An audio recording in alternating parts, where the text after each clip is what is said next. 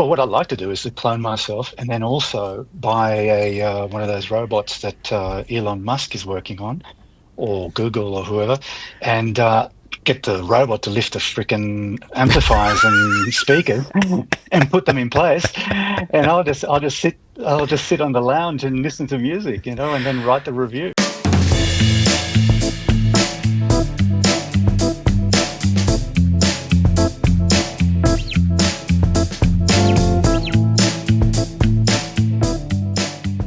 And welcome back to Not an Audiophile. This is episode 24 of season 2. Today we speak to a hi-fi reviewer, Edgar Kramer.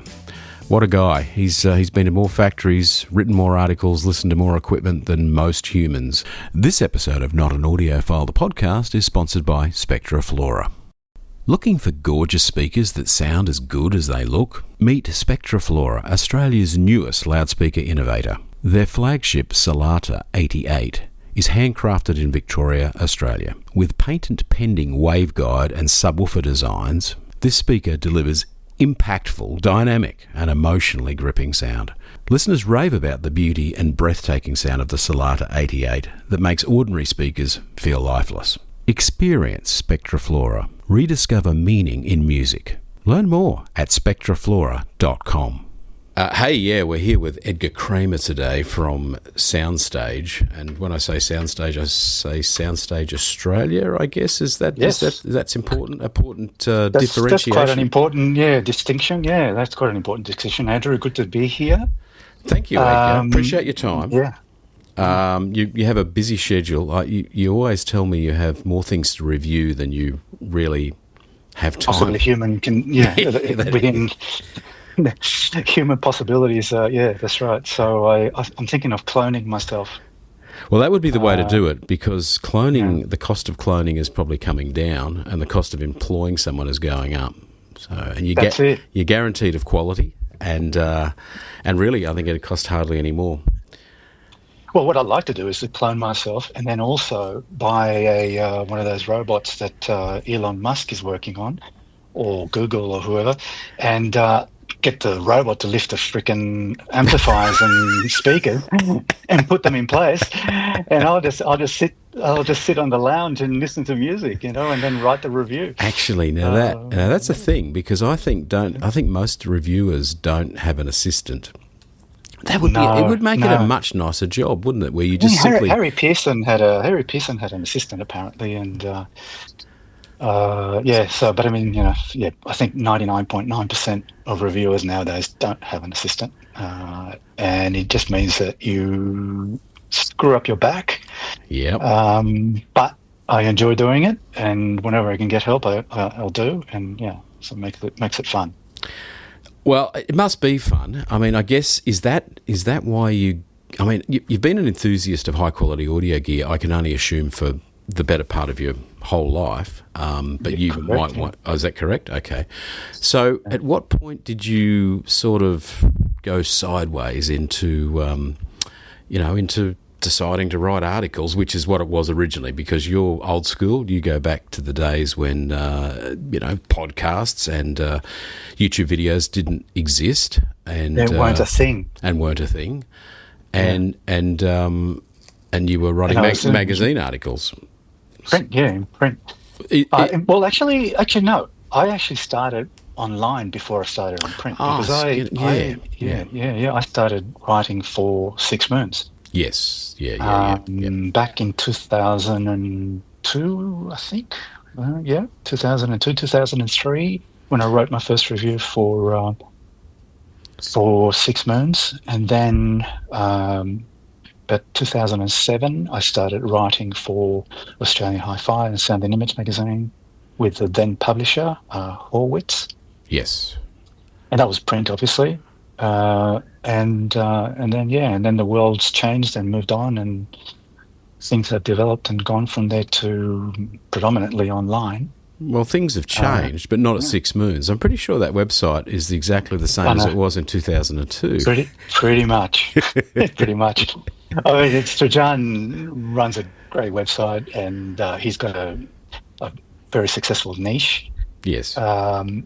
and he's got a team of European reviewers and so on. And but yeah, as you say, the website is an eccentricity, which has been which has been going for quite a while without change. But yeah, no, he's got a captive audience. Yeah, the content remains at a obviously a high quality level, and the way it looks is kind of irrelevant because you're ultimately just reading words off a page. So, as long as it's legible, which it is, I guess it still performs the task it always did. And he uses lots of images as well, so that complements the copy, the text. Yeah. It's not it's not as pretty as your website is, though. So thank you. Yeah, I must admit we have a very pretty website network. Yeah, absolutely. So, did you, when you started, did you have aspirations of journalistic skill, or had you in fact? No. Are you? I mean, did you have any training, or did you just start? Well, this is the interesting thing. So I was a music lover. Like if I go right back, I have two kind of epiphanies that were in my youth, in my very early youth, right? When I was one was when I was about 10 or so, and the other one was about 11 or 12. Sure.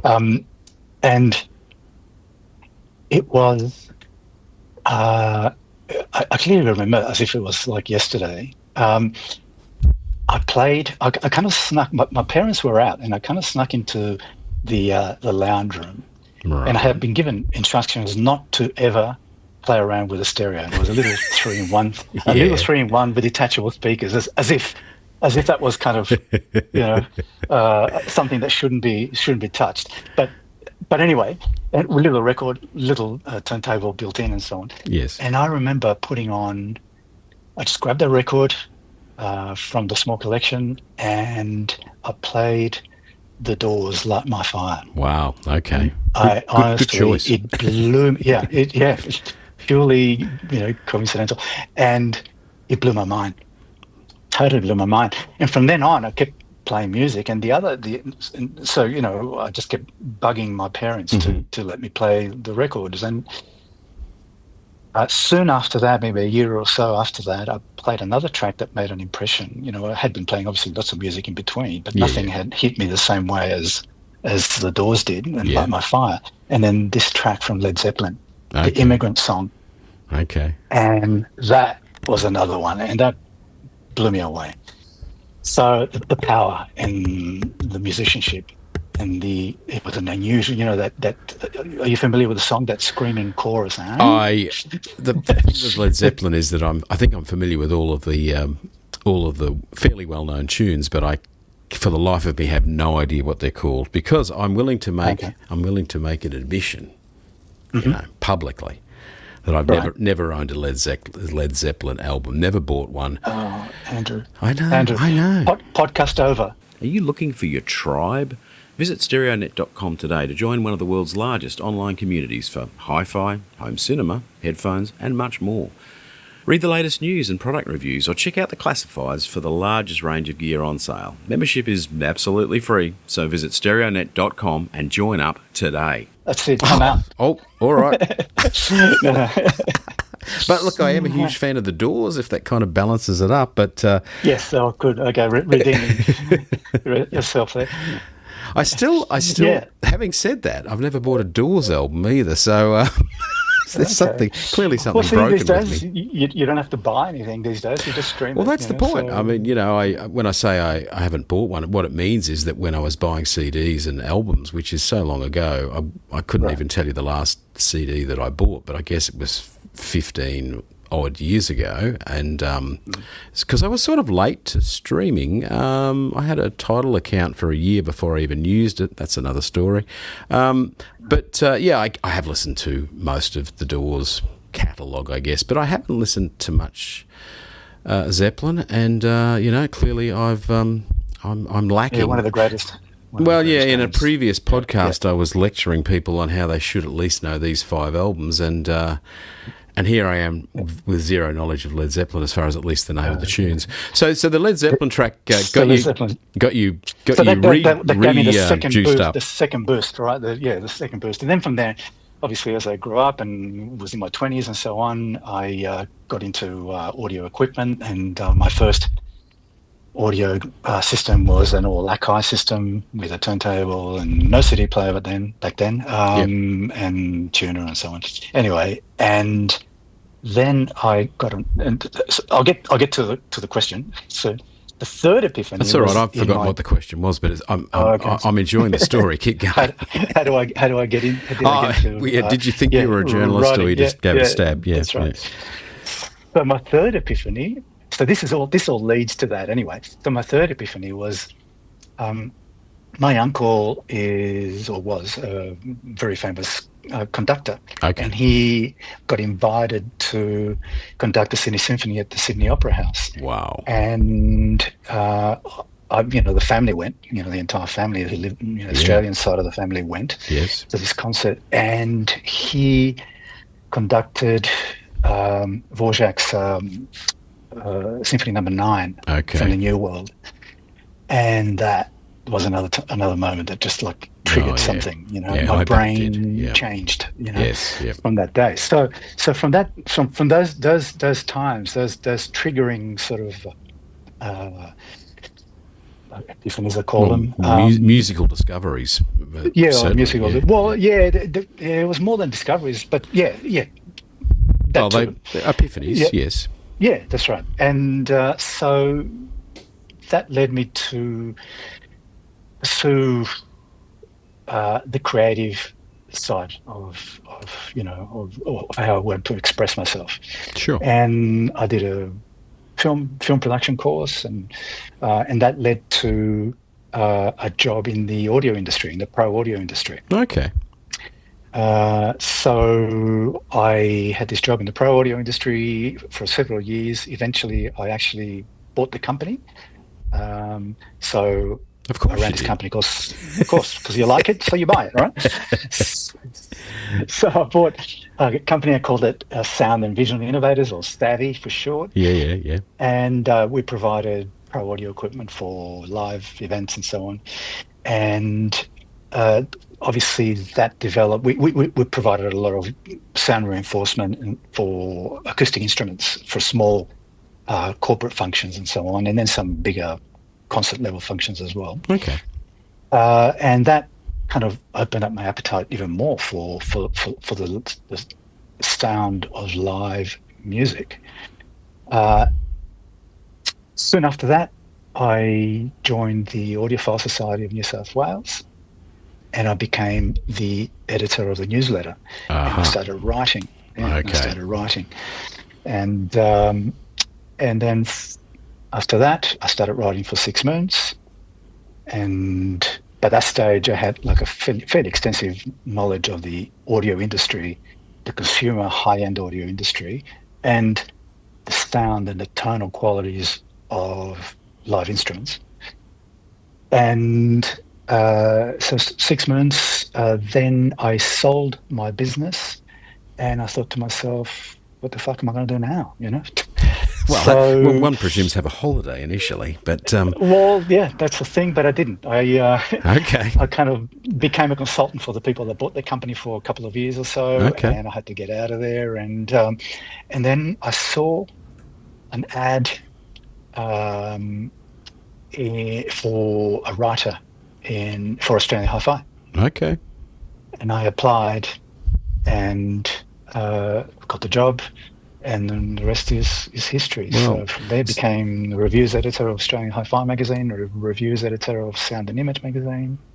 Then I launched Audio Esoterica magazine. Yes, you remember that, Yeah. And then when sort of the print medium declined and more, I ended up kind of through some machinations, I ended up leaving and starting my own thing with Soundstage America. And and this is how I've done it.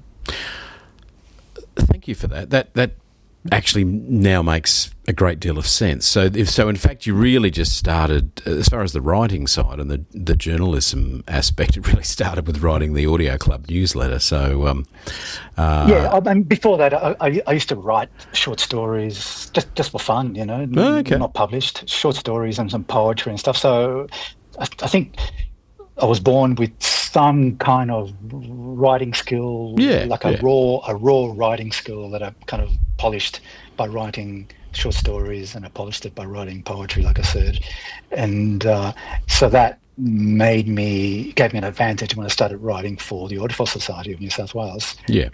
which by a few years after I became president of. So yeah, there was a progression and so on. Yeah. I was chatting with Jeff at Hey Now HiFi this week, and I asked him, what was happening in the store. He said he had a cool bargain, really cool, that the Not an Audiophile listeners might find interesting.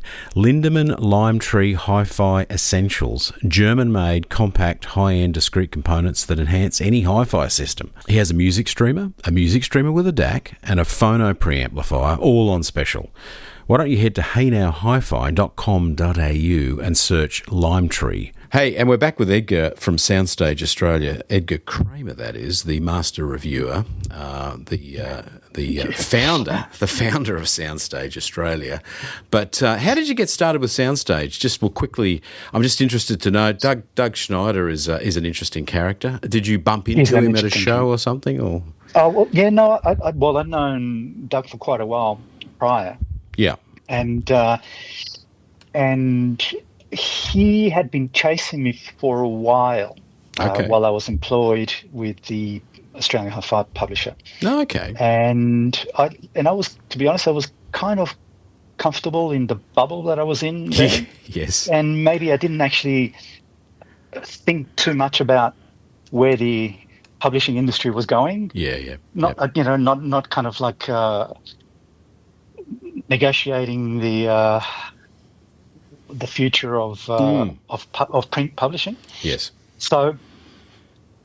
So then I had an amazing trip with a local distributor who invited me to go to a big, huge, like a massive launch in Italy, in Sardinia. Okay, nice. For a new product, yeah, and for a Sonus Faber product, and I met Doug there, and it just happened. It's like all coincidence. It's all sort of like it just happened naturally. Yeah. I happened to be sitting next to Doug, and we had another. Okay. Yeah. So there was it was a table of reviewers. So Michael Framer was there, Ken Kessler was there, I was there, Doug was there, and several other people. And so again, you said, look, why don't we? Print is kind of dying. Yes. Yeah.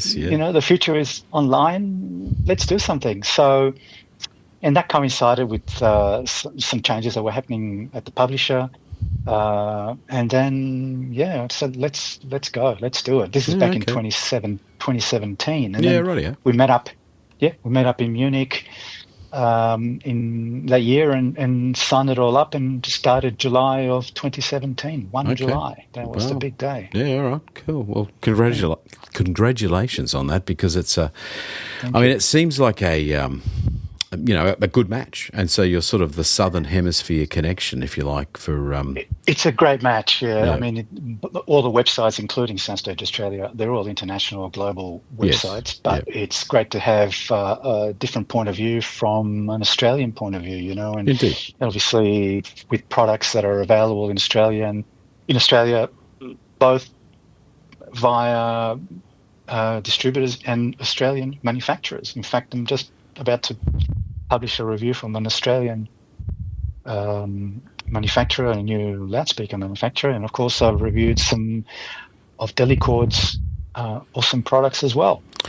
Yes, you have, and I guess I don't know if we need to mention it. I think regular listeners of the show know that it's a small business, the hi-fi industry in Australia, and it's almost unavoidable that most of us kind of know most of the other operators, I guess, whether they be manufacturers, reviewers, or retailers or distributors. But although maybe it's a small business worldwide, since you know everyone overseas as well, which I'm going to come to in a second.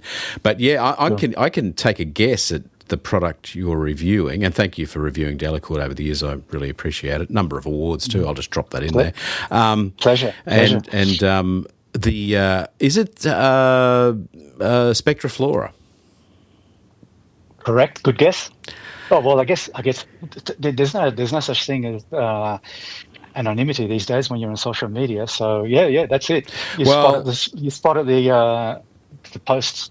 I did, and I also would say that even if it was a secret, that this episode doesn't go up for a few weeks, so you could have answered yes. But the gentleman it doesn't matter. It doesn't need to be a secret. No, gentleman is also an advertiser at this good podcast as well. So his ad will have actually already run when this podcast goes up. He will have had an ad played already. Interesting loudspeaker, and we won't talk about that today because we may speak about that in a future episode because we will be covering this podcast. We'll be covering the Sydney show, and I believe he is also an exhibitor at that show, so we will catch up with him at the show. Excellent. Now, so to cut to the chase, Edgar, the reason why I got you on the podcast is it's all very well that you're Soundstage Australia and you write excellent reviews and have a great history in hi-fi and know, you've heard lots of different equipment. But the thing that I think separates your experience from many people, if not maybe most, if not all people in Australia, is that you have visited so many hi-fi shows over so many years and you have visited so many factories of various products over so many years. At least that's what I understand. Hi-fi shows Correct. First. Clearly, you've been to Munich any number of times, as I have, but I feel you may have been many, many more times than I have, and I've bumped into you a couple of times there. But when did you start going to Munich? And, of course, part of the reason I mentioned Munich is, last Munich is in a couple of months' time or less by the time this episode goes up. Not a couple of months. Actually, no, it is only, my God, it is only a few months, isn't it? It's in May, yeah. Yeah, so mid-May, and it's the last one in Munich. It's moving to Vienna after that. Same show, but in a different town and obviously different facility. But do you have strong memories of Munich, and do you think it's the best show in the world, or is it? Or are there others? No, you think it's the best? I think Munich is the benchmark in terms of size, in terms of how professionally it's handled, in terms of the presentation, the room quality. And some people might say, well, they're not great acoustically. Well, some are, some aren't. But the size of them, so the generous size of the rooms, the isolation between the rooms. Yeah. So it's very good. It's a benchmark. Yeah. And people travel, not just press, but punters travel from all over the world to visit Munich.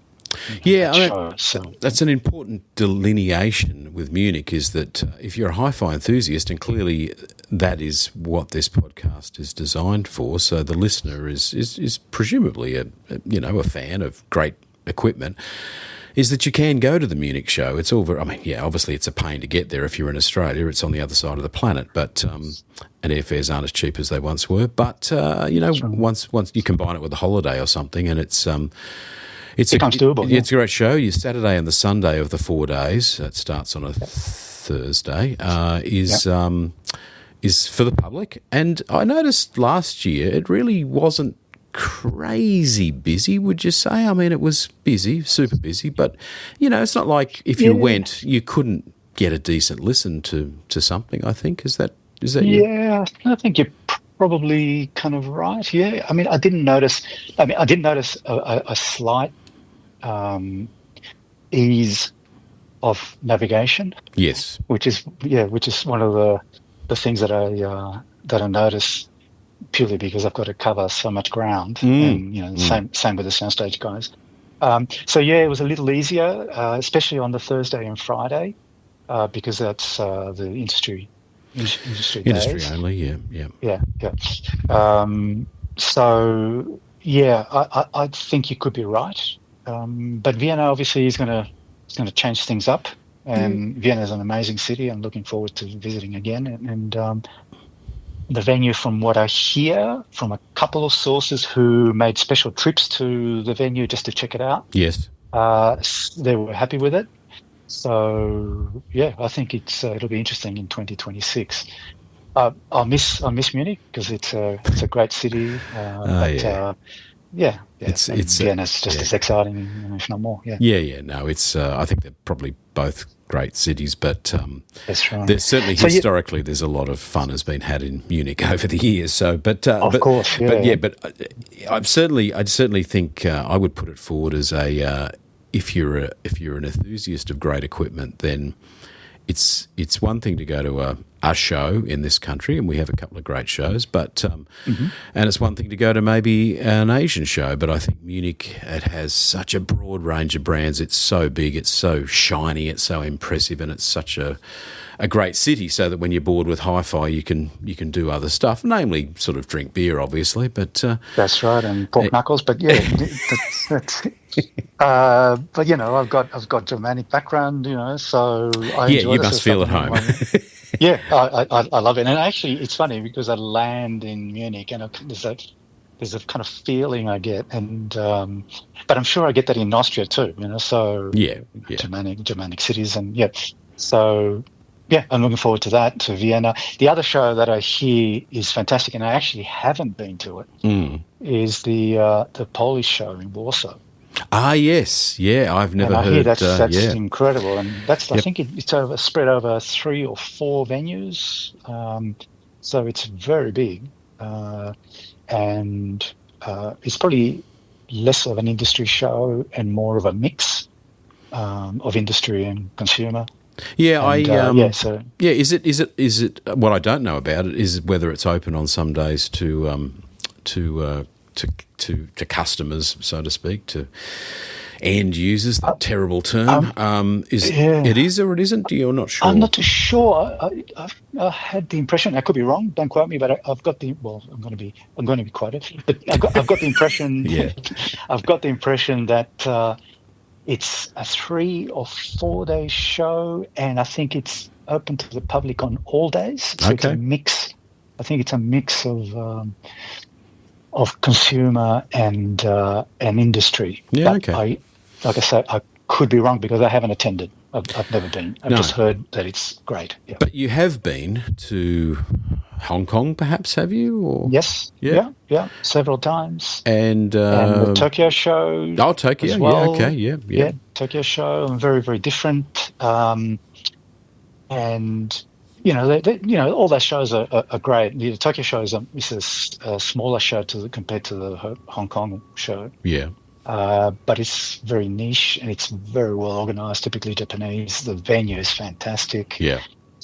if a little hot, so they need to turn the air conditioning on. But Yeah. sweat. But Many yeah, shows no, are a bit it's hot. Yeah. the rooms are great. The size and the isolation between rooms, again, like Munich, very, very good. So that's a and I love Japan. I love going to Japan, and so any excuse to do that. Yeah, absolutely. What about American shows? Any thoughts there? And have you been? I mean, I used to go to Vegas, but that was CES. years ago. Yeah. Have you been to the Yeah, CES same. recently or not at all? No, no, no, not for a few years. Not really. It started dying, like noticeably dying, and I think it's just basically dead as far as Yeah, high-end as far as audio. Obviously, hi-fi goes. CES, Yeah. hi-fi, yeah, Yeah. yeah. So obviously, CES is still the biggest consumer Yes. show, but consumer electronics show. But yeah, no, I stopped going. I can't tell you when. Would have been maybe 20. So I stopped going to CS and I started going to Munich. So it would have been maybe 2008 or 2009. No, sorry, about 2010. I think I started. Oh, I stopped going. Sorry, I stopped going. that long ago. Okay, rightio. Yeah. Yeah, yeah, yeah. It was beginning. That was the beginning of the end, Okay. and then started going to Munich, which was far superior anyway. So there Yeah. was no point. Yeah, yeah. Indeed. Now, serious question. So you've been to all these shows. People are going, hmm yeah, ho hum, great. That's great for you. mm What I'm interested to know, because I have thoughts on this, and I think what the listener might be interested in is, do you hear any good sound? I mean, is the sound great? Is it mediocre? Is it, and you alluded before that Munich has great isolation between rooms, and many rooms have good acoustic properties. But Definitely. do you hear great sound? I mean, I've certainly heard Yeah. magical sound, so I think it can be done. Yes. It can be done. Definitely, I've heard. It's rare. I mean, It's it's rare okay. to hear. Well, it's rare to hear great sound, Okay, but it's not so rare to hear good sound. no, Right? That's I can a good sound I can hear quite a lot, but then there's obviously lots and lots of. I wouldn't say, you know, really bad sound, but sound that is very disappointing considering the stature of the products that are on show. yeah, And I walk in, and I don't like judging a company's potential by the sound they create at a show. And people say, oh, well, they're going to show their products, they should, make it the best it possibly can. And if it sounds like that in the show, then it's not going to sound that much better in your room because they set it up. But it's difficult, and sometimes they're using equipment that they're not necessarily that familiar with. It's only because as a result of some partnership or some yeah, negotiation between yeah, companies and so on. And so, I go in with an open mind. And if I am familiar with the products, purely because I've heard so much, if I'm familiar with the products or even know the reputation or the designer of the company, and the sound is not good, then I know that it's the show. I don't judge the potential of the equipment based on that sound because I yeah, know that the yeah. equipment should perform shitloads better, right? So It is a yeah, tricky one because I guess when I first started going, I was slightly ignorant of the variance of perhaps room acoustics from room to room to room, and I would tend to walk from room to room, making mental notes about some quite famous brands and how their reputations clearly exceeded their actual performance. But then, of course, you feel a little silly sometime later when you hear it elsewhere, maybe at a it customer's sounds home or something, and it's amazing. it's Yeah, truly impressive, and that's how they get yeah, the reputation. Yeah, I think some brands have more trouble getting decent sound at shows than others, but I mean, I think we all know the brands that seem to manage to pull it off. They're always impressive, such as MBL yeah, seem to somehow know how to get just great sound at a exactly. show. Yeah, They choose a fairly big yeah, room usually, but and then fill it with yes, a lot of people. So who yeah. NBL is always a challenge for me to cover, yeah, and it's because the amount of people that are usually there. absolutely, And also, they like to create atmosphere, which is all part of the experience, obviously. yeah. But it's as far as photography, it's shocker. It's dark, and there's palm And trees in the way. yeah, that's right. And there's usually some musician in front as well. Yeah, And when you walk in, then you wait to come back, and hopefully he's not there, so you can actually hear the system and yeah. that sort of thing. So but yeah, I agree with you. MBL is always very, very good. Yeah. Are there others that you've heard that you've been rather taken with over the years that you get and name drop? Well, I mean, listeners should hit soundstageaustralia.com for Mm-hmm. my coverage, for Wow, my coverage, for my coverage of the Munich high-end show, straight to a where plug.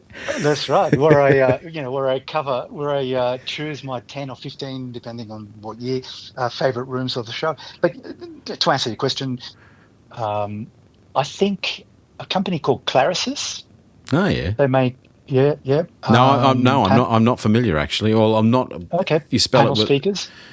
Yeah. Okay. Yeah. Yeah. Yeah. I know. I know And why I don't know the brand then because I tend to. okay, I yeah, used to be a panel guy, but I'm not so much anymore. Which brings me to another question. But yeah, tell me about Clarisys. yeah, Claris is very, very good. Magico is always very good as Yeah. well. Yeah. They Their room know tends how to to sound pretty match, good. Yeah. yeah, Yeah. they know how to match the speaker size to the room size, Yeah. and they bring their own room treatments, Yes, they and do. they Yeah. choose wisely with the music. So yeah, that's one of the good ones as well. MBL, like you said.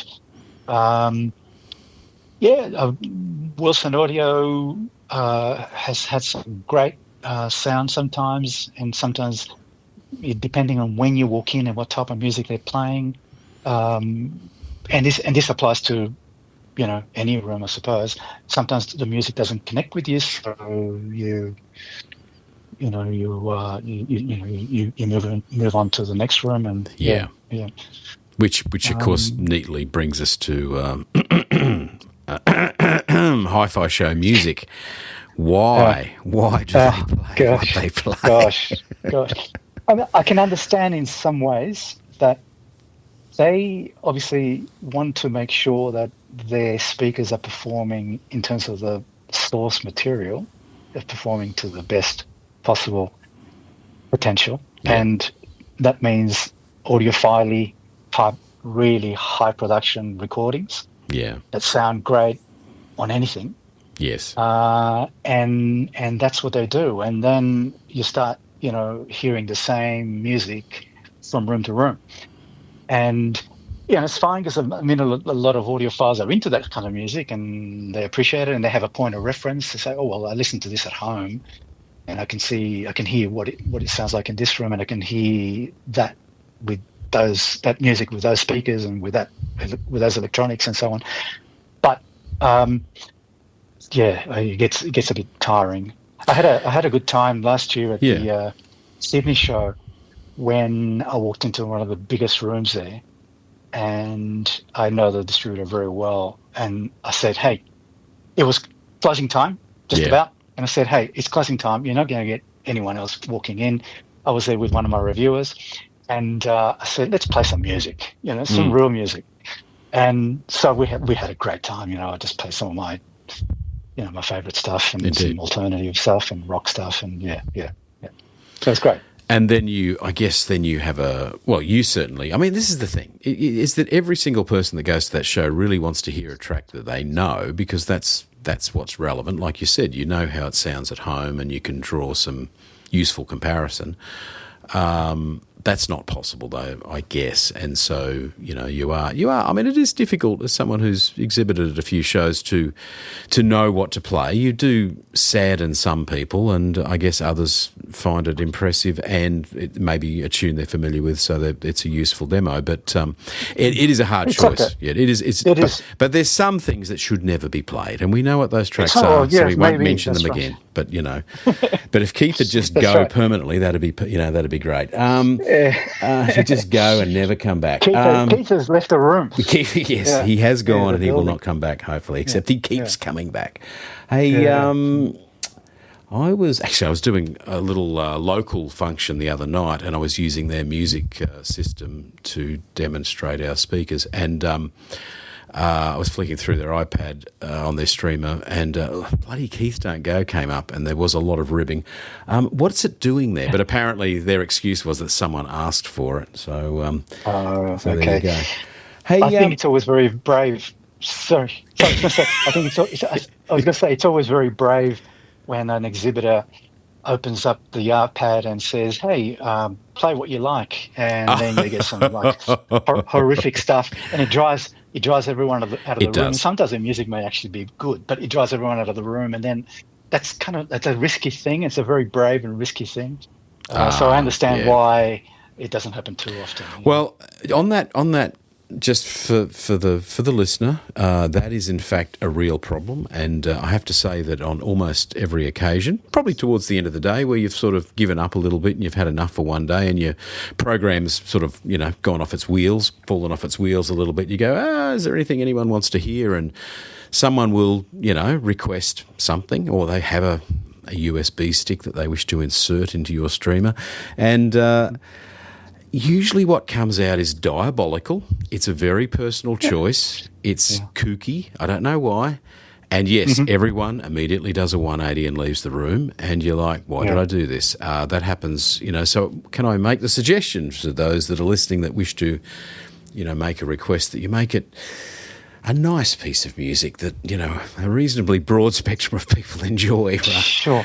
But this, Because this is a this is a clue to that because a nice piece of music may be nice to one person. It's a subjective thing, it, so it may it, not be so it nice is to you or super to someone else. subjective, yes. But one thing that links people up is if you choose a piece of music that you like to hear, that may not necessarily be, you may or may not be to someone's taste, but if it's got some quality in terms of the recording, that can think, oh, I'm not into this music so much, but damn, that's so well recorded. It's a great that kick drum is awesome, Yes, and and that's a very valid point, Edgar. And yet, I think some people guard very closely their secret track that's horrifically recorded and is a real system tester, and they really want to hear how bad a system can possibly sound. And I think that's an unfortunate. But does that help? It doesn't help. It doesn't help because really, it may be an enjoyable piece of music for them, but really, how often are they listening to it? In reality, they're not listening to it every day. So that's right. So you can listen to it at home. Move on. Anyway. So you've travelled around the world, obviously going to hi-fi shows, which is, for work, it is your job. You have to obviously review, firstly report on the show and what's new and what's interesting and what sounds great, but also obviously hook up with distributors and manufacturers and work out designers. Obviously ask them questions and write articles, but. Yep. In many occasions, obviously, you become invited to see their facilities, which, of course, in Europe is exciting. I mean, you obviously must travel to, I would imagine, the Scandinavian countries and Germany, Austria, and Italy, Branston, probably quite a bit. And I guess now there are new manufacturers in Estonia and Czech Republic, what have you. But have you? Is there a particular invitation that you remember, or just so? I mean, the one in Sardinia sounds pretty amazing, just because it's in Sardinia. That wasn't a factory, but that was a no factory, but product launch. Plenty of food and wine, I would guess, right? It was amazing. The venue was incredible, right on the beach, and it's one of the perks, I suppose, of being in the industry, and these things happen because these big companies have budgets to use and to launch new products and get people excited. But, as far as factories. Yeah, but factories, So, what stands out? Do you think? What do you remember? There's been so many. Yamaha is outstanding. The Yamaha factory is incredible. It's such a huge company, and they make everything right across the chain. From the microphone to the mixing desk to the recorder to at the consumer end, at the playback end. Your amplification and speakers and so on. The factory is amazing. And I mean, you go to the Yamaha factory, it must be a 2-day tour, is it? Or how does that work? Just about, because there's a couple of locations. So, just about a 2-day tour. It's just, especially the musical instrument part of it where they make the pianos, that's unbelievable. Oh, so they gave you that as well. Okay. So Yeah. So what's the kind of thing that just? I mean, is it the scale? Well, in the case of Yamaha, I imagine it's the pure scale of the operation, but because definitely the scale, but also something that people may not, like, especially high-end people may not associate with Yamaha is the amount of care and dedication and attention to detail, even at all price points. Right. Yeah. At all price points, and then obviously Yamaha does have a high end line, which is the 5000 line, and then the 2000 line, and the people, the engineering team behind the high end products are dedicated purely to the 5000 series. Yeah. And they're real enthusiasts. They're not just a guy out of uni engineering course, and so these guys are real audio enthusiasts and musicians as well. Yamaha is very impressive. I was in Wilkins, another impressive factory. So you went to Worthing, or have you been to the Chinese? I version of actually it. haven't been to Worthing. My comrades at Soundstage America have been there a couple of times, I think, but Hmm. I actually didn't get around to it. But uh, I went to the Zuhan facility, Yeah, and yeah. that's super impressive. Okay. It's huge as well. The 700 series are made there, as well as the others, but the 700 Yes. series is kind of like the top of the line series within that factory, Yeah, yeah, aside from 800, yeah. which is made in Worthing. Um, and yeah, again, the care, the attention to detail, the testing facilities, the listening facilities, and all these companies. I can name others. Focal in France, Wilson and Magico in America. Kef in China.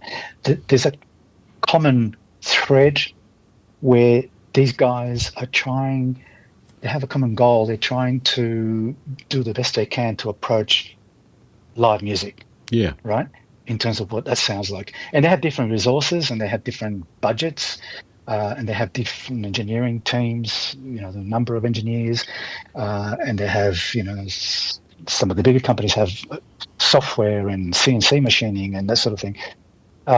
But at the end of the day, they're all striving for the same thing Yeah. and to do the best they can within their means and their experience and you know, I what the think facility allows. Yeah. I would imagine that the amount of effort and detail that you're exposed to going to the factory, which I think consumers would probably be best to see in many cases, just to understand the incredible, like you say, they're all, whether you've got brand preferences or otherwise, there's no doubt that all of these brands are trying very, very hard to produce something that's exceptional. Spot on. And Exactly. Whether and it's to your taste or not, that's a different thing. That's a indeed, subjective thing. But yeah.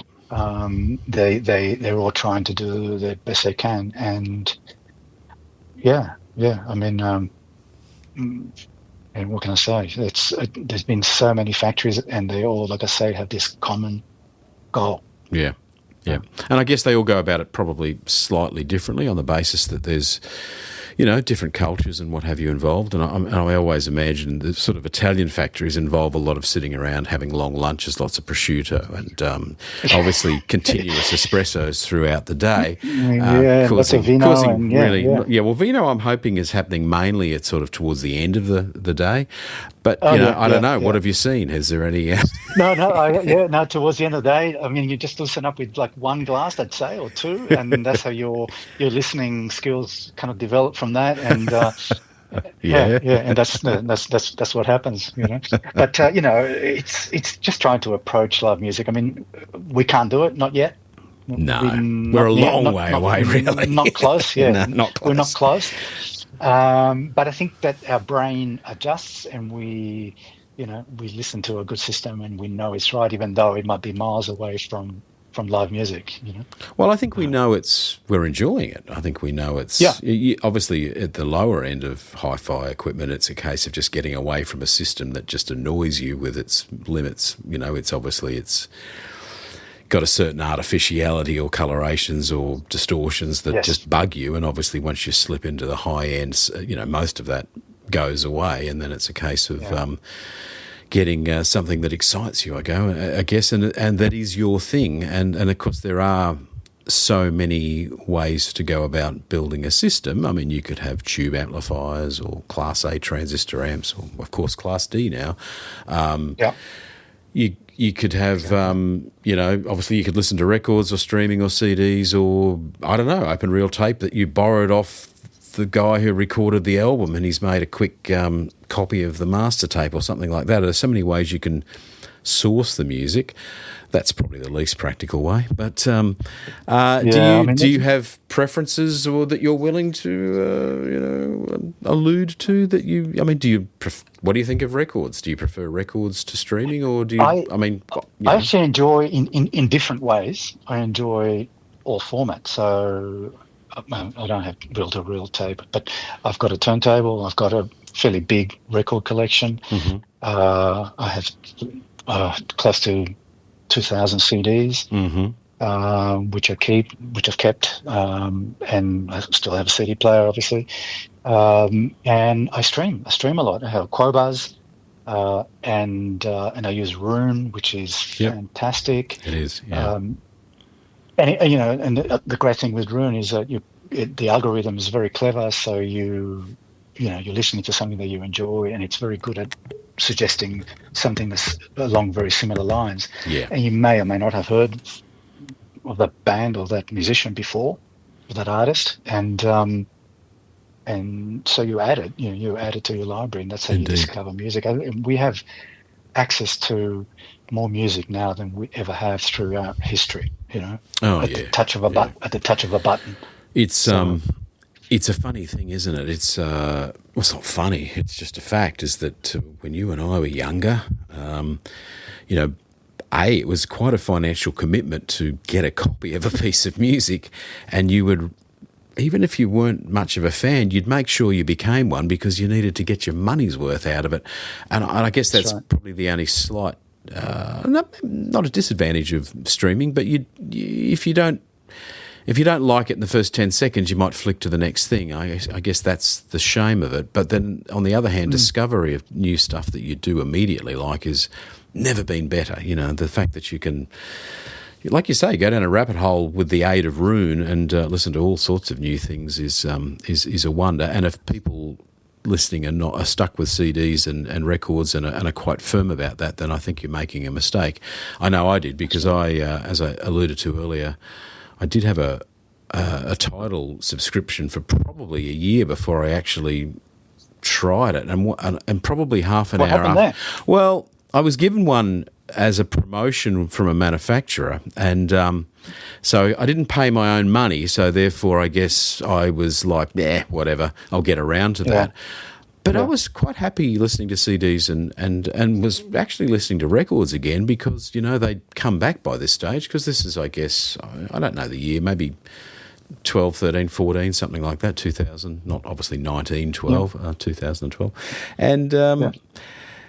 and I just like, oh, I better give this title thing a crack. And I'm like, I felt like such an idiot. I just like, this is amazing. First thing is it sounds Mm, amazing through the equipment that I was yeah, selling that would play it. And then yeah. secondly, just the ability to try another album from the same artist that you already love, let alone discover new stuff that's similar was an immediate That's right. joy. And I was an idiot, and that comes It's back it's to being stuck in a rut. I guess you're happy with your CDs, and no, it's all I need. And I speak to people like this every day, so I know they're out there. yeah. They're no happy with the CDs, and I mentioned to I them mean, they might like to CDs, try in it. my opinion, yeah, sure. I mean, CDs, in my opinion, sound incredible, and I think they sound better than streaming. Yeah, Um, Mind you, if you're playing back CD rips, that's a different story. hmm, But if you're purely streaming from Tidal or Qobuz, I think CD sounds better. It's just more dynamic and a little bit more detailed. It's not huge. In my opinion, it's not night and day, no, but I think no, CD is better.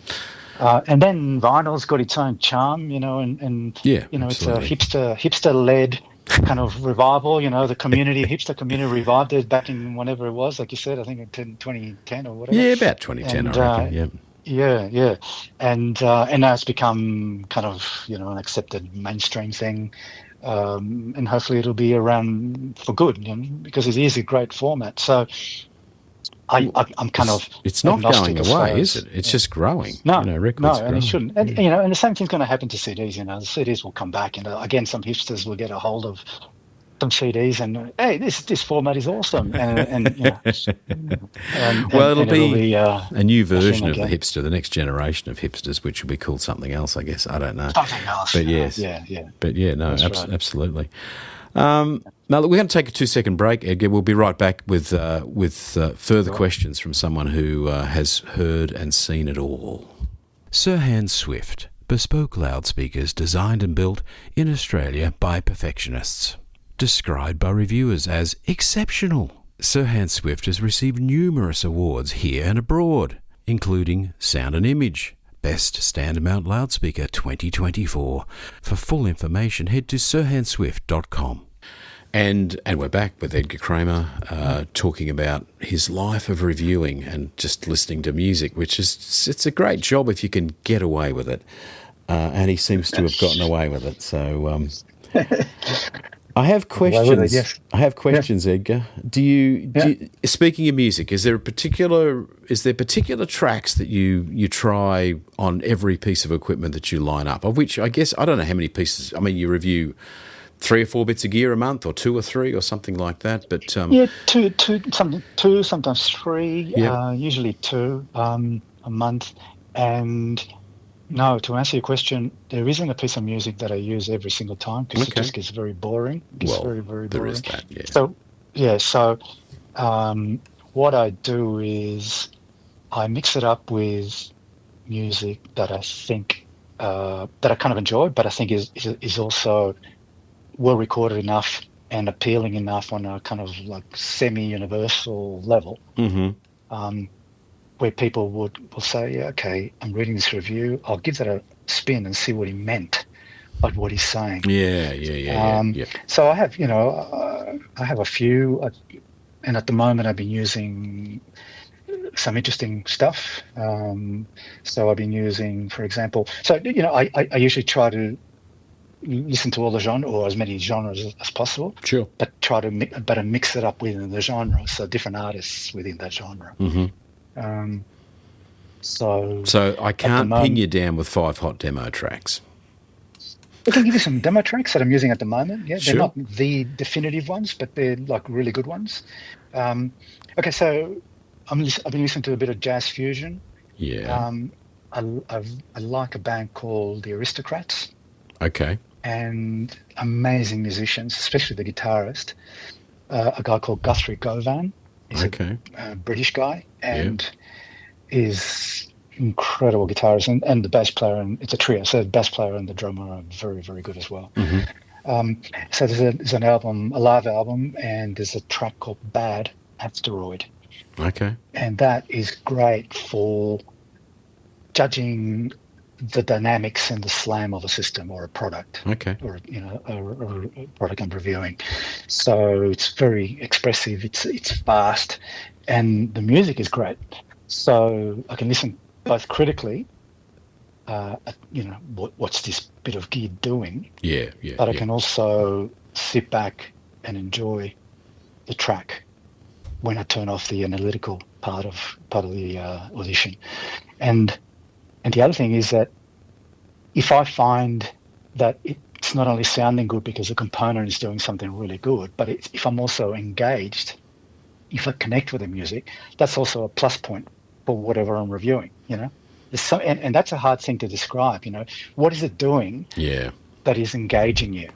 Okay, it's doing bass, amazing. Oh, wow, you look at the dynamics and the tonality is really good. But I think it's like a whole heap of those things put together. And then and many products have all those, Yeah. but somehow still don't quite connect. But other products do. Absolutely. And Yeah. That's the yeah, so that's the magic and the frustration of hi-fi equipment, really, isn't it? that's That right. on paper Exactly. it should be magical, but it's not blowing your hair back. Yeah. Is there a couple of other quick tracks that you can Yeah, throw in yeah. there? A couple of other quick tracks. Again, say Jazz Fusion. There's a band called the Bombastic Meat Bats. Of course there is. And they've got a track Just hang called on. Repeat Into that. Bombastic Meat. meat bats. Yeah. Wow. Okay. And Chad Smith, I don't know if you know, Chad Smith is a brilliant drummer. He's the drummer of Red Hot Chili Peppers, Ah, yeah, yeah, but yeah, he's yeah, kind yeah. of like he's in jazz mode with this band, Okay. and the drumming is obviously incredible, and it's Yep. well recorded. Especially the drums are really well recorded because Chad Smith would have said, "Hey, you know, I'm the drummer. Get this right. I Yes, want this to yes, sound yes. right." They're really good for testing a system's transient attack. Okay. In the snare. All right. So the We'll snare and the toms. we'll add these tracks if they're on title to our title playlist so that people can very Sure. easily have a listen. And one Yeah. more that you think might Oh, one more. This was one of the hardest questions we've ever posed. It's not that hard. I've only asked for 3. I mean, Yeah. you're 2/3 of the way there, right? So That's the problem. You've only asked for 3. I need like about what are your 20 favorite tracks? They're just too much. I couldn't remember if I mean, I've got 20, but I couldn't tell you what they are. It's Okay, yeah, I could probably start thinking mainly about due to that, but I poor won't give memory you 20. functionality. But yeah, Yeah, yeah. just well, okay, So as many more as you like. another But one. yeah, sure. Sure, sure. So another one that I'm enjoying at the moment, or I have been enjoying for a while now, and this is very timely because it's a track by the Michael Wolny Trio, Mm. or Volny, and it's a German guy. Hmm. Uh, and it's a track called In Heaven, Okay. and from an album called Weltentraum, Okay. which means well dream in German. Right? Hmm. And the interesting thing about this is that it's very well recorded. The kick drum sounds awesome, but he's a pianist. So, but they obviously, you know, the piano is obviously great, but the way they recorded all the other instruments, including the kick drum, is really good in this album. But the interesting thing is that it's timely because the track was actually written by David Lynch.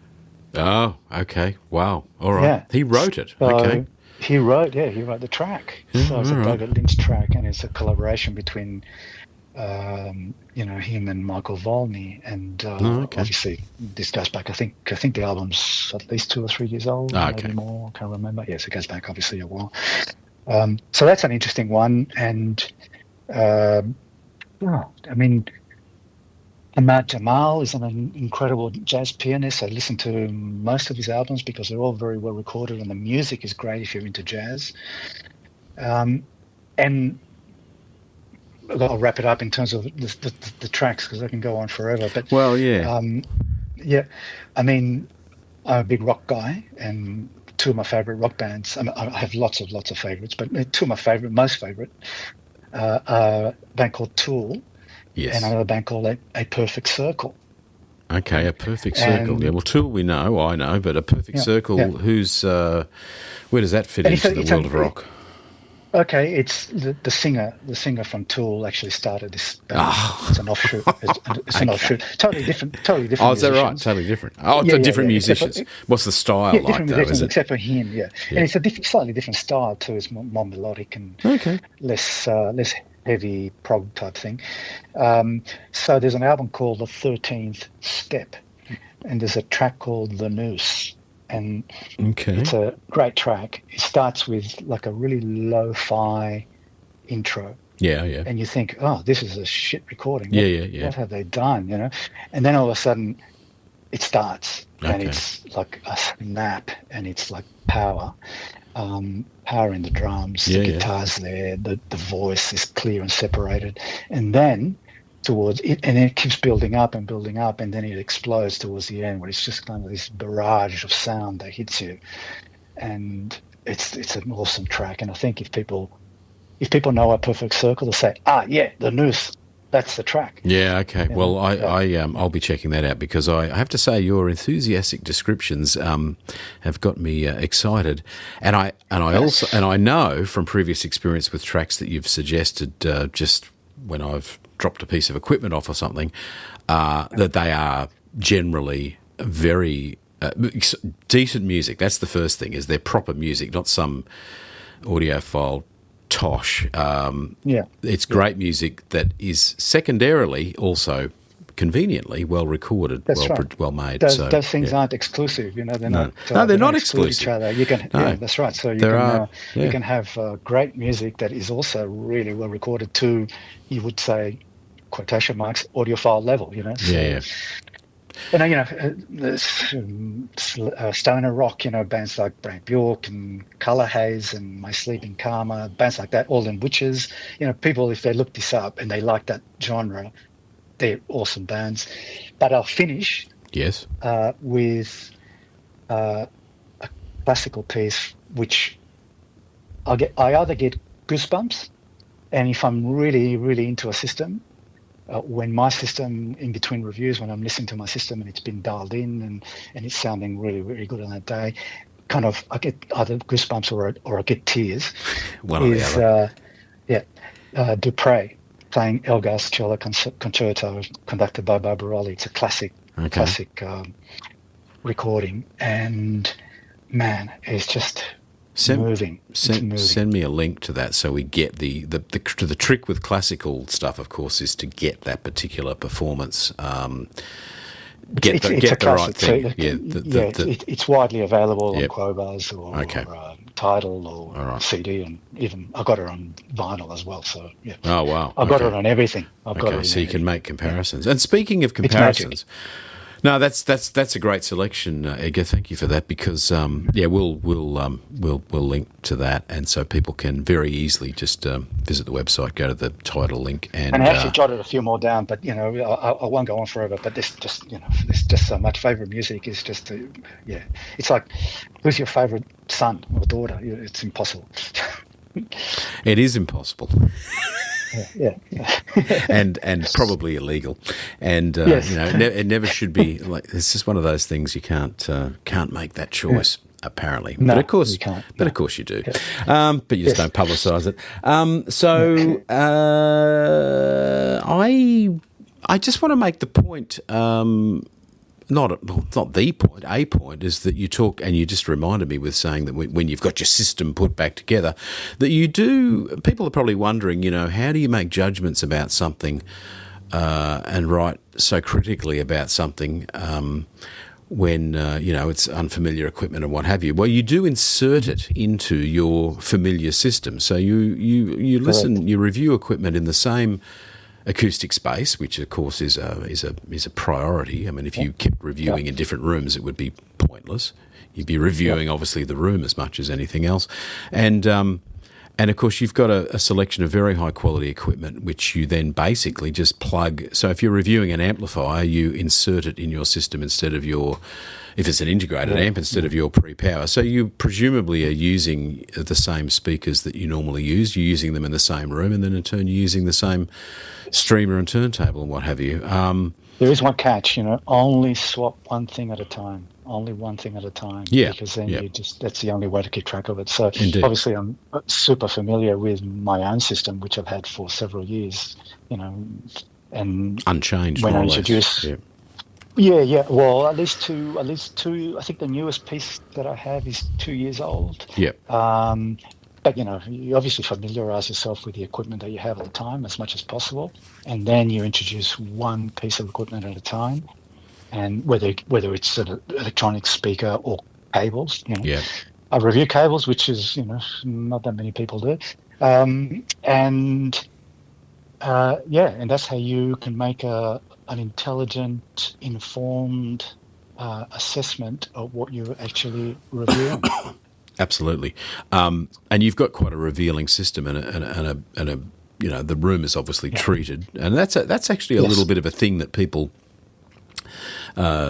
consumers, quite rightfully look at some YouTube video reviewers and see that they're reviewing in a sort of a plain, untreated room, which may have okay acoustics because it's I'm just going to do it.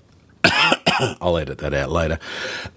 Bloody hell. I have the power and then I'll forget.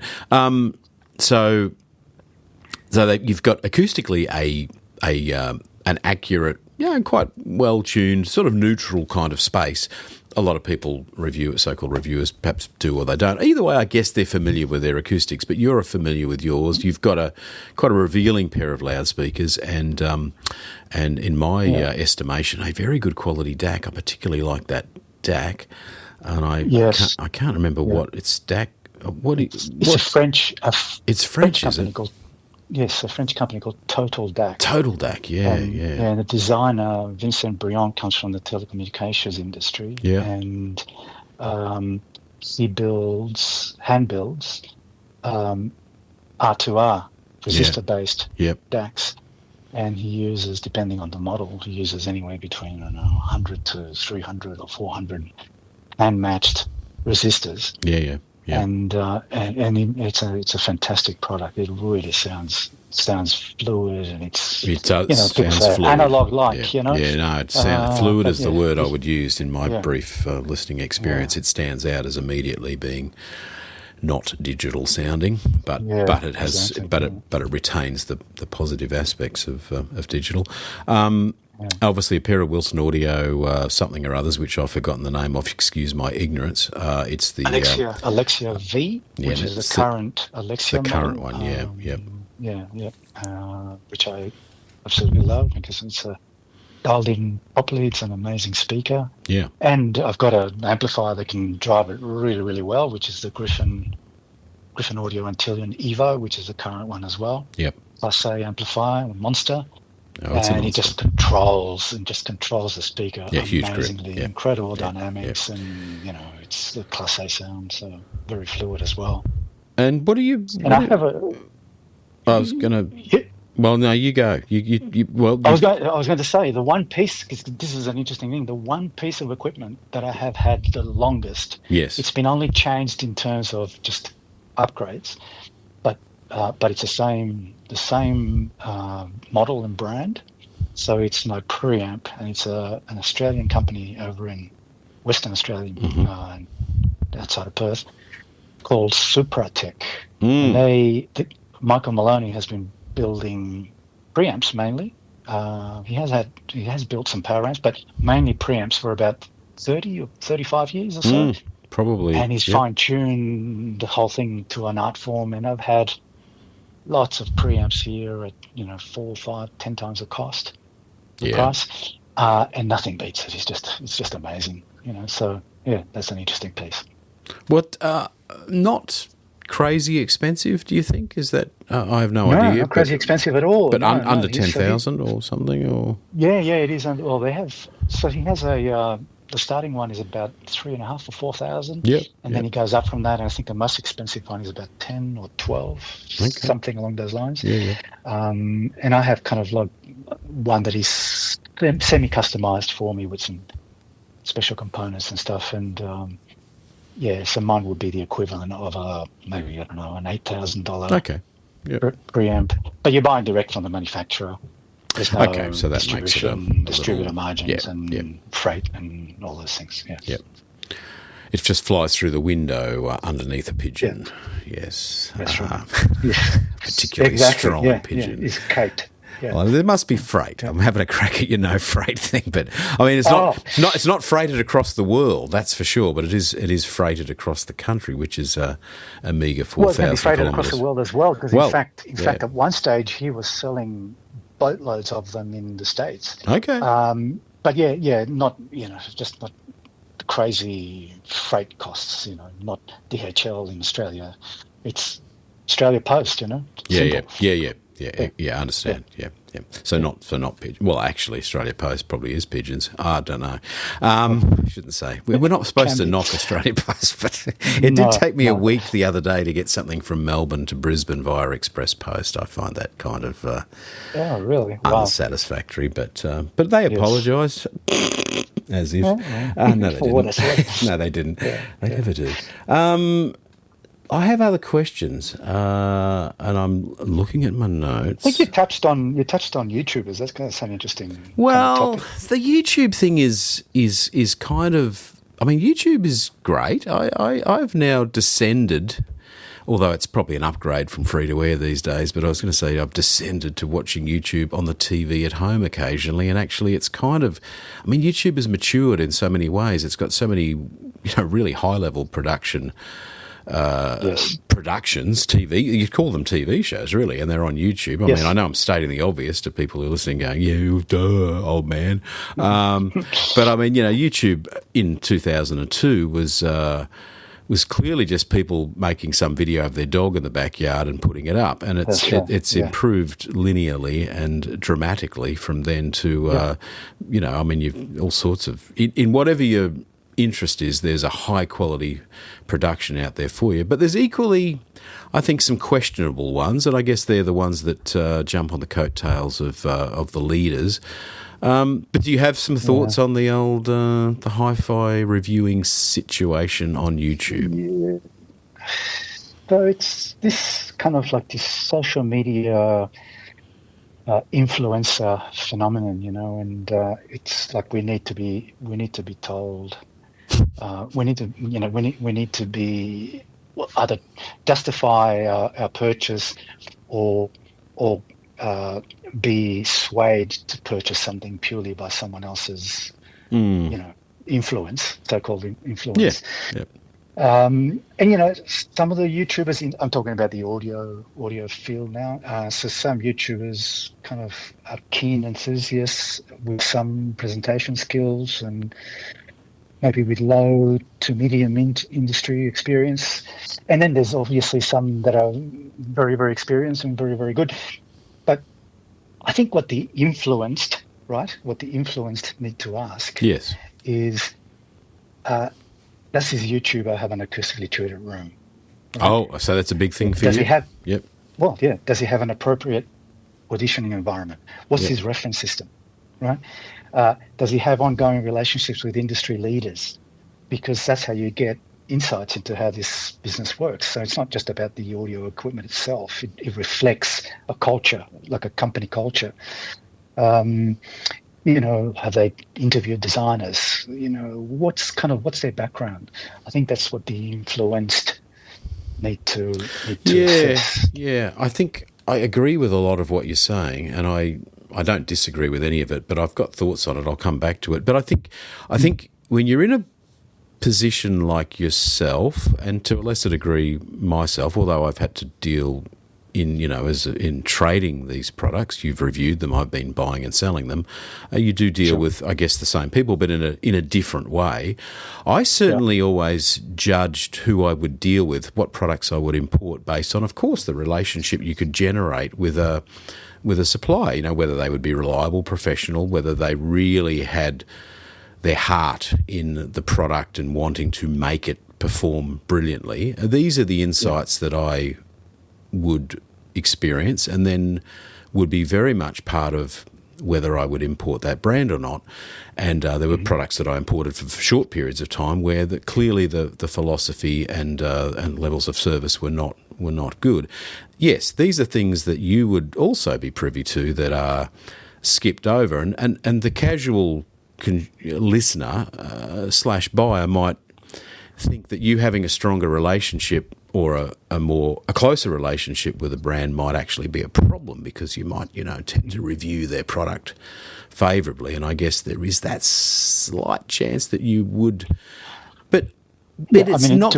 But it's more likely that you would review them positively because these people actually have managed to allow you to understand their philosophy and the way they go about things. And of course, with the factory tour, you can see that they really do make it, and make it to an extremely high standard. yeah. These are things that the casual reviewer, I guess, is not privy to, and and let's concentrate on the positives of that.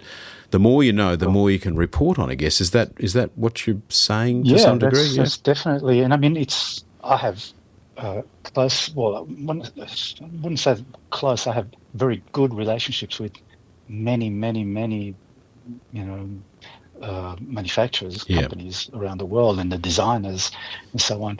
But on a professional level, I mean, I'm not going out to the pub every Saturday night with them. No, So, no, it's not quite like so, that. so yeah, not quite like that. So, and if I like a product, I tend to review very high-end products, Yes. and they're usually made by a designer or designers who have lots of um, resources available to them in terms of what they're designing. Mm. And they're not companies that just throw a product out there on the market purely just to be within the market. So I actually haven't come across a product that could say at the level that I reviewed that I can say, man, this is shit. Mm. You know, Mm. because at the end of the day, these guys are putting their name on that product, right? Yeah, yeah, And that's right. unless they've made something like a major mistake, which doesn't happen, you know, Mm. products take a long time to Ah, develop. yeah, You're going to yeah, spot a mistake somewhere along the development process. yes, yeah. Um, yeah, they may not be to your liking, to your taste. You might not like the sound, but they're not shit in general because someone else would like that sound and would buy those products, and those companies are successful and they're still operating within the market and they're selling. So Well, yeah. what is the definition of shit anyhow? Really, I mean, it's. I mean, Oh, that's it right. could be the look, it could be the sound, it could be the reliability, it could be the fit and finish. I Yeah. mean, there are and honestly, in modern manufacturing, there's very few products that are that are seriously out there and marketed and widely distributed that are of poor quality. There's you almost can't buy the wrong thing. But I do feel strongly that there are differences between larger mainstream brands in some areas, and I would say, and I don't want to speak on your behalf, but I think that some of these Mhm. reviewers, so-called reviewers, and they are more influencers than reviewers, are Yeah. missing stuff because they just don't Don't have have the the experience. background.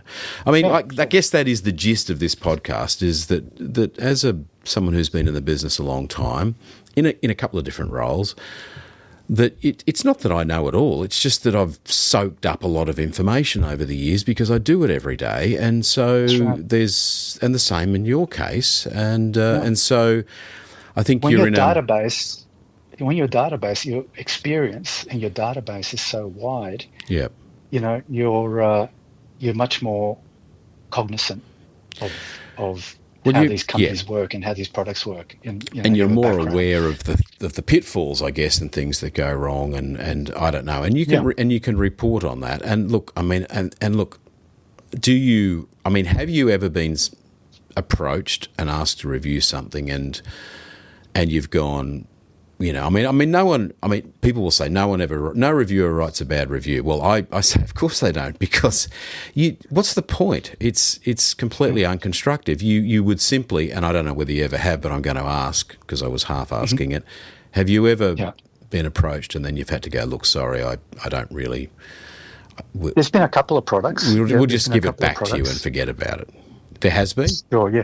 Yeah. Yeah. There has been a couple of products, and or maybe more than a couple, but Yeah.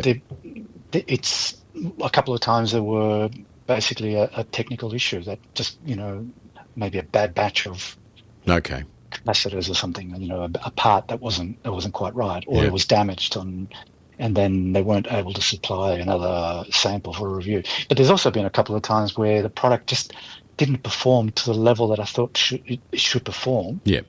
It wasn't necessarily bad, but it just didn't perform, at the level of the price Meaning that it was, yeah, Meaning you would have at the had to price point. write a somewhat negative review, and as you're not someone Yeah. who really wants to write a negative review, that is the way out, isn't it? Really, is to just go, look, Yeah. sorry, this isn't. I'm into positivity. Yeah, that's Well, right. look, So, I've thought about this a lot because back in the day, probably far too much. Back in the day, there was negative reviews. There's a few of the English magazines, and and there was a few subscription only, no advertising American magazines that would literally write bad reviews. Mind you, back in those days, there were more bad products. There were much more things that were that's right. cobbled together in people's sheds, and were probably not capable of functioning in a broad range of systems correctly. So maybe a bad review should have been written. But anyhow, the point is, it happens less these days, and I Plus, think, and you would avoid that situation as you you would as avoid you it. I have mean, done. plus, sometimes when there's a really shocking review of a product that should sound good, there might be something behind it. I mean, there has been a couple of times that I've heard other reviewers who are not no longer around. So this goes back quite a long time, Yeah, yeah. where they've had a disagreement with the manufacturer while they've Hmm. got the product in for review, and out of spite, So this has happened, Yeah, yeah, and that's obviously shocking, and terrible. It's yeah. those guys Completely should be thrown out. unprofessional. But Yeah, yeah. yeah, yeah.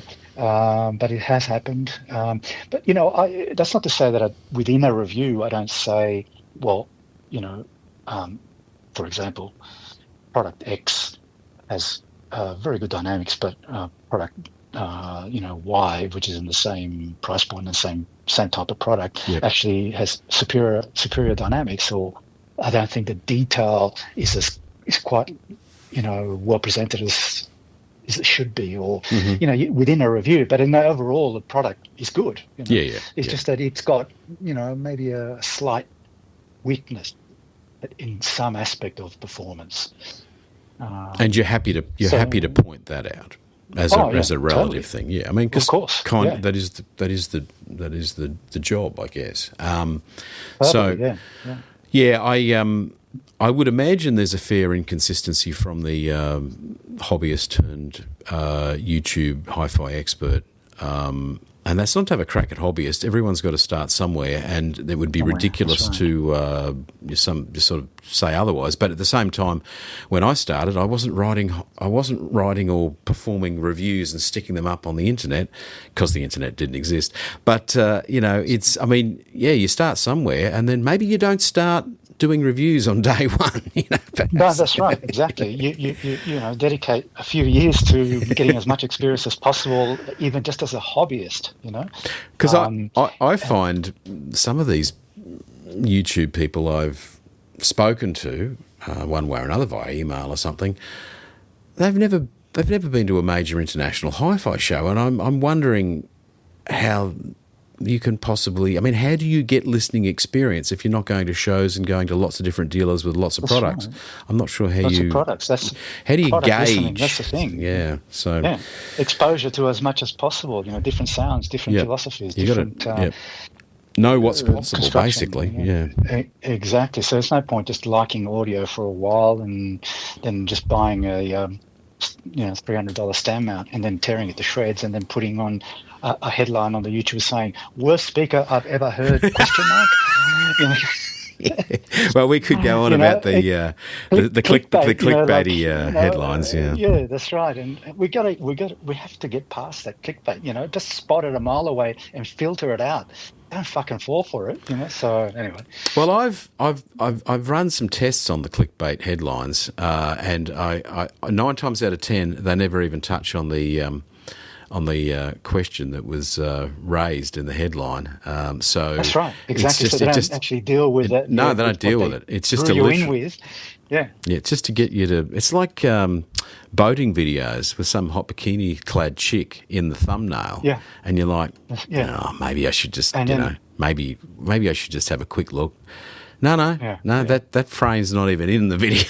No, Of that's course, right. people are listening now going, why are you trying to find bikini-clad chicks on YouTube? I'm not. They are. I'm looking at a car video discussing Yeah, the new speedo indication system on the XYZ something or other, and then there's thumbnails over on the that's right. right trying to break my concentration. Yeah, yeah. So, the wonders of YouTube. So overall, you're not that impressed by the sound of it. I mean, there are some guys that are doing like some really good guys that are doing stuff, that based on lots of experience and maybe even written reviews for many years, and then they branched out into YouTube or doing both still, YouTube and written reviews. There's a few guys that are doing that, but there's also a hell of a lot of guys who are just jumping on the bandwagon, and Yeah. trying to make an income from YouTube. Yeah, the So bandwagon being, I mean, people probably look at Mr. Darko and go, "Oh, I could do that," and it's not easy doing no, what he no. does, Well, I Yeah. think it's not easy, and I think he's been doing it now for, well, I'm trying to think, probably 15 years, I guess, which is a reasonable, Yeah, and he's reasonable. really good at it. Yeah, Yeah, yeah, he's very, very good at it. And so he's obviously one of the guys when I'm talking about the good guys that are doing great work. He's one of them, and there are a couple of others. So yeah, yeah, or a yeah, few others. absolutely. Yeah, yeah. He's easy to Yeah, watch, easy to listen to, and cuts a nice balance between having an yeah, opinion and sort of. But saying and being fair to the basically product. Yeah, yeah. your mileage may vary. And really, ultimately, any review is only the opinion of the reviewer, of course. And Correct. So I so think that a reader or a watcher or whatever you want to call it mm, should take on board, what they read or watch from an experienced reviewer, but mm, then go out there and listen, go out to a retailer and listen for yourself, mm, preferably within the context of your own system if you can. If you've got a friendly retailer that will loan you the gear. And if not, go in there and take your own integrated amp or whatever. And Retailers everywhere are cursing you right now. Sorry, retailers, but if you want to sell, this is the way to do it.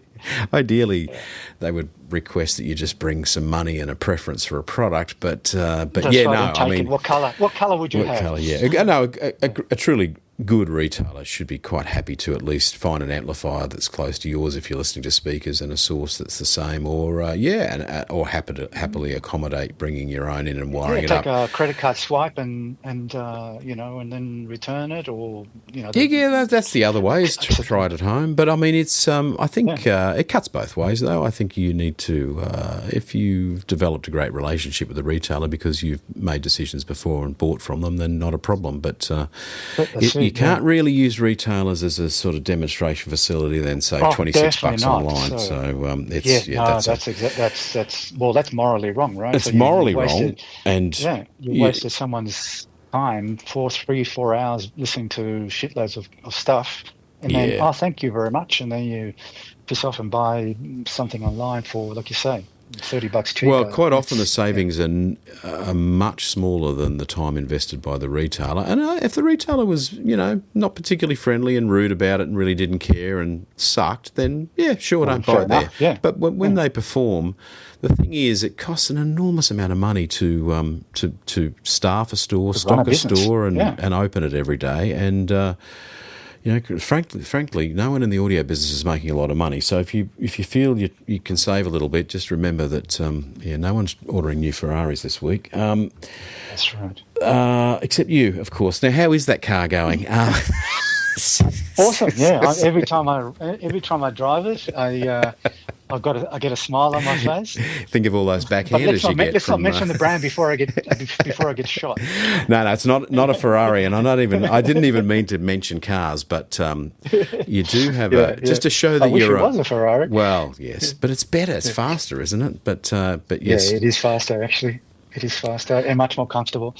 So you've got the current Tesla Model 3, which you're very proud of, understandably. It's a very nice car, and I only mention it really, completely unintentional, because I was just making a gag about Ferraris, but the fact that we're rolling in money in this business and therefore are always ordering a new one because the other one's ashtrays are full, but the tyre's down a bit on the front left corner.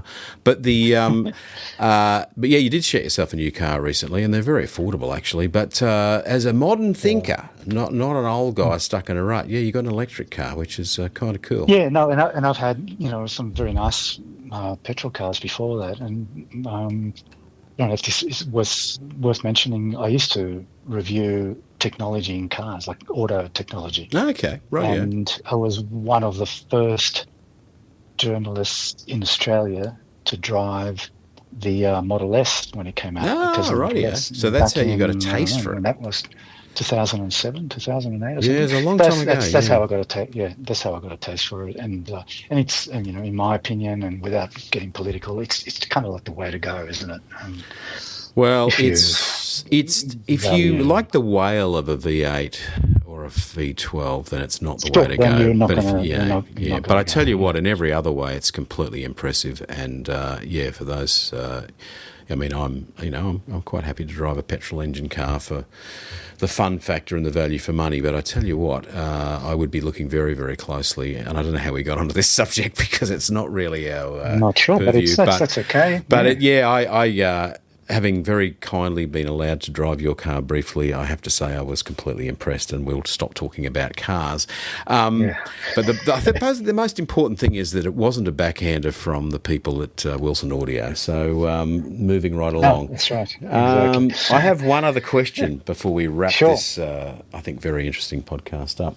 Hit me. Well, we don't talk to reviewers, right? I mean, reviewers very rarely speak out of review mode, if you know what I mean. I mean, there's no interviews with John Darko talking about reviewing, or is there? I don't think there is. Not that I know of. There might have been one, maybe I saw a few years ago, but no one watched. Yep. Then I got there's a European publication that interviewed me a few years ago. Okay. But it was a print one, I think, at the stage. Right, yeah. Yep. And Yeah, that's a good point. Yeah, yeah, you're probably I right. think it's a good place for you to be able to put forward your thoughts on how the process works, etc. But we've covered a lot of that, Mm. and the Yeah, fact that you try to aim for consistency, and you don't have too many personal preferences, and even if you do, you of course set them aside when you're discussing a particular you product set them or. aside. I mean, I love, and I mean, I love valves. I've got my preamp is a valve preamp. I Mm, also like the power and the control and the resolution and detail of solid state amplifiers. mm. So in a way, I have best of both worlds, because I, have both technologies. Yes. Yep. I also like, open baffle speakers, and I like ribbon tweeters and horn speakers. Whoa! Hang The on. ones that Slow are ones, down. Slow yeah, down. the ones that don't have the honking sound. Yeah, uh, there are still but some yeah, horns yeah, that sound a bit honky, but some are, of course, yeah. quite amazing. Yeah, quite amazing, dynamic and Yes. so yeah, I'm kind of open-minded, and I think you have to be if you're too set in your ways and you are blind to opportunities from other technologies, then you don't make, in my opinion, you don't make for a very open-minded reviewer or a very informed reviewer. No, I guess that comes back to the YouTube thing where people are laying down the law as they see it, Mm.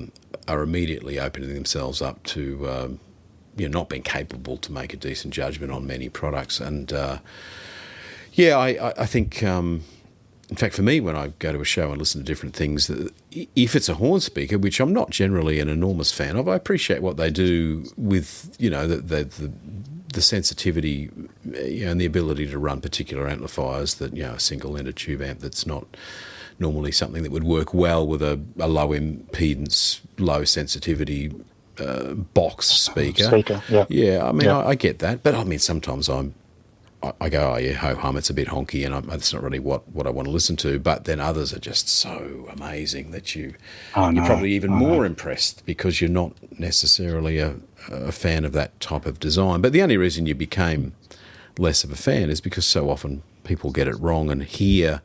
I mean, this is a thing that maybe we don't want to talk about at this late juncture, but there are.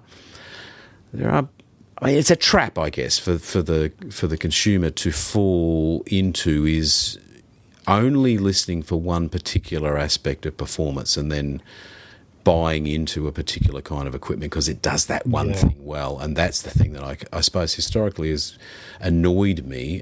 Do you? I mean, you probably don't bump into that so much because you're not dealing with a broad range of people. You're dealing with a broad range of products. But I mean, it is a Well, trap, isn't it? I mean, yeah, it is a trap. I mean, I used to, like I said, I used to belong to the Audiophile Society in New South Wales, and like I said, I was the president for a couple of years, or a year yes, and a half.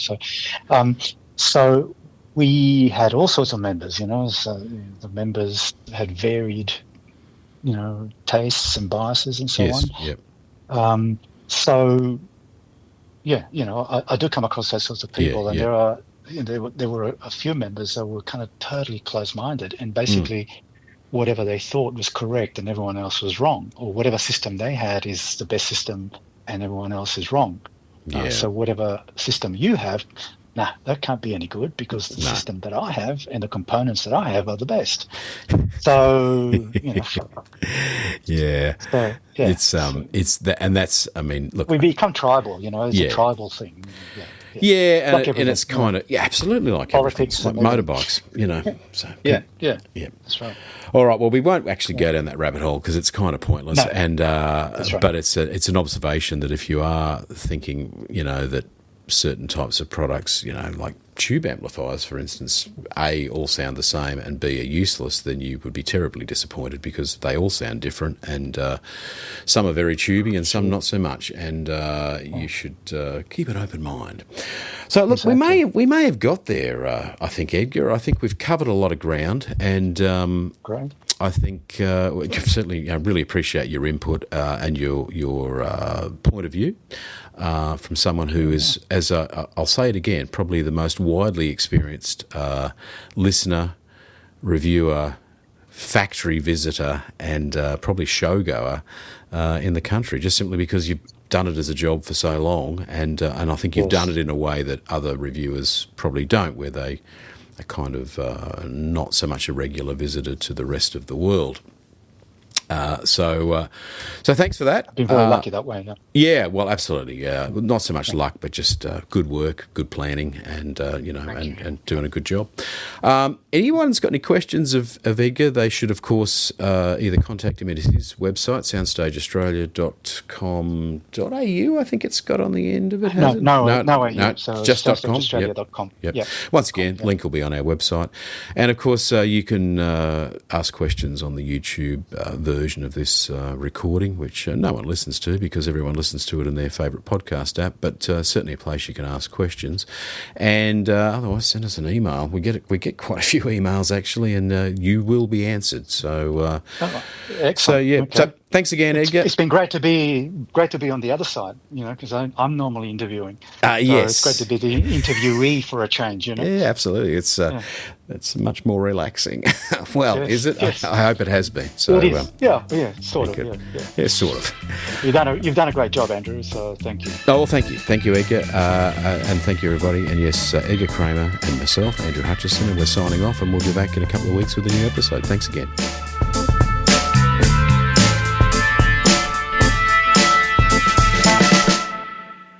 If you've enjoyed the show, and you must have because you made it this far, can you please perhaps give us a 5-star review, if that's what they call it, on the platform that you prefer?